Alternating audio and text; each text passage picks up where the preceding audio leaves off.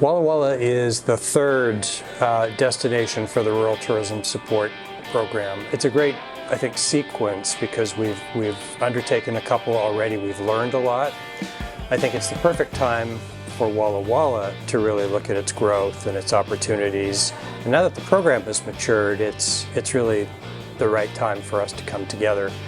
I'm Dave Blanford. I'm CEO of State of Washington Tourism.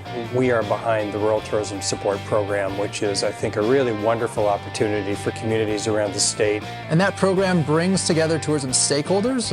We assess tourism assets in that region, and we help develop tourism product experiences in that region for the benefit of locals as well as visitors. I'm so excited about the potential, and the potential comes from the engaged community that you have here in tourism. And it's not just, people who specifically work in tourism, but you have city councilors in there, you have land managers and folks who are from tribes, and really the entire ecosystem for tourism working together towards a common vision. I think that's what excites me most.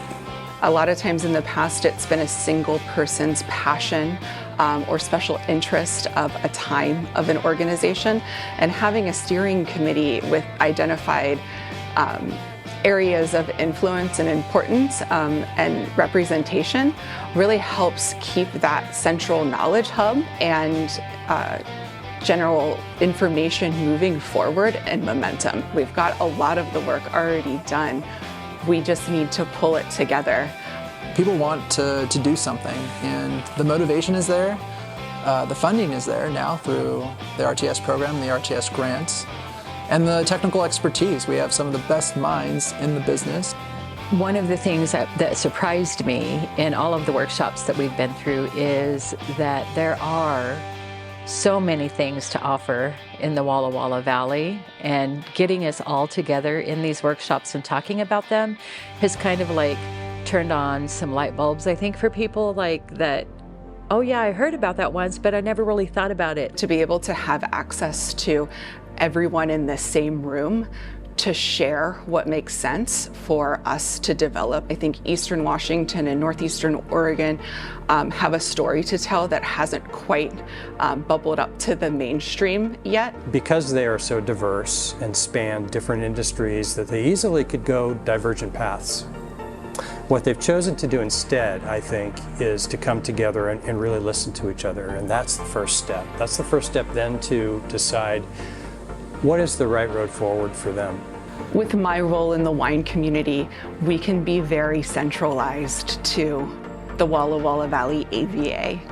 And as I've participated in this program, I've gotten to meet so many more people that are spotted throughout the region and learn from them as well as share their passions. So it's just really expanded my point of view of the region, and I think that will help all of us do our jobs better as we're able to learn from each other and get to know and align our passions. That's surprising to me that all of these light bulbs are going off, and it's like everybody is collaborating on now bringing that into one big picture of who we are in the whole Walla Walla Valley and everything that we have to offer here. The model for State of Washington Tourism has been built upon partnerships, and we have been supported every step of the way by the destinations and the regions around the state, and so that will always continue. That is the modern destination marketing organization model, and we feel that we're evolving that. We're pushing forward. We're perhaps even on the leading edge of modernizing that role. It is nothing without partnerships. Therefore, State of Washington Tourism will always be committed to supporting the regions as they develop and grow. So that means a very robust destination development program, which is underway, and I think that Walla Walla has accepted our opportunity presented and is making the most of it. But I think a key challenge for us will be to also step aside and allow Walla Walla to make its own decisions. And whatever Walla Walla and the community decides, we will support that. I can't wait to see what happens, where we get in 5 to 10 years, 15 years, 20 years and beyond. I think it's gonna be a wonderful process and a wonderful journey telling the story.